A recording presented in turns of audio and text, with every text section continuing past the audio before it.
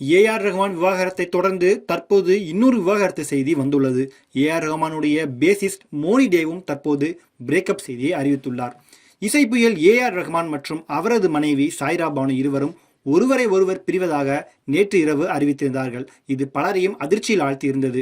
என்ன காரணத்திற்காக ஏ.ஆர். ரஹ்மானை பிரிவதாக சாய்ரா பானு முதலில் அறிக்கை வெளியிட்டார் என்றே தெரியாமல் ரசிகர்கள் குழப்பத்தில் ஆழ்த்தினர். ஏ.ஆர். ரஹ்மானே தனது பதிவில் விரைவில் 30வது ஆண்டு திருமண நாளை கொண்டாட இருந்தோம், ஆனால் அதற்குள் எல்லாம் முடிந்துவிட்டது என பதிவிட்டது பெரும் அதிர்ச்சியை ஏற்படுத்தியுள்ளது. இந்நிலையில் ஏ.ஆர். ரஹ்மானிடம் பேசிஸ்டாக வேலை பார்த்து வரும் மோகினி டே தனது கணவர் மார்க்கை பிரிவதாக திடீரென சோசியல் மீடியாவில் அறிவித்துள்ளது பெரும் சலசலப்பை ஏற்படுத்தியுள்ளது. தமிழ் திரையுலகில் விவாகரத்து செய்திகள் தொடர்ந்து வண்ணம் உள்ளன. இதற்கு முன்பு ஜி.வி. பிரகாஷ், ஜெயம் ரவி உள்ளிட்டோரும் தங்களது விவாகரத்து செய்தியை அறிவித்தனர். இது பலரையும் அதிர்ச்சி ஆழ்த்தியிருந்தது. இந்நிலையில் 29 ஆண்டுகள் திருமண வாழ்க்கையில் தம்பதிகளாக இருந்து வந்த ஏ.ஆர். ரஹ்மான் மற்றும் சாய்ரா பானு இருவரும் விவாகரத்து செய்வதாக அறிவித்துள்ளது பேரதிர்ச்சியை ஏற்படுத்தியுள்ளது.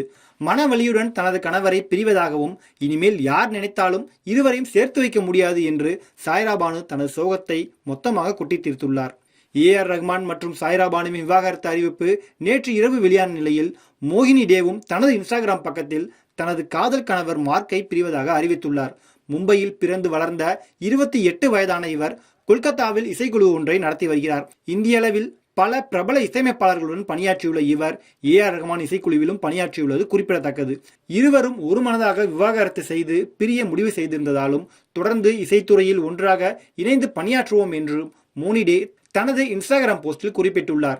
மோகினி டே பொதுவெளியில் தனது பிரேக்கப் குறித்து அறிவித்துள்ள நிலையில் ஏ.ஆர். ரஹ்மான் விவாகரத்து செய்தியுடன் இந்த விவகாரமும் அதிக அளவில் பரப்பப்பட்டு வருகிறது.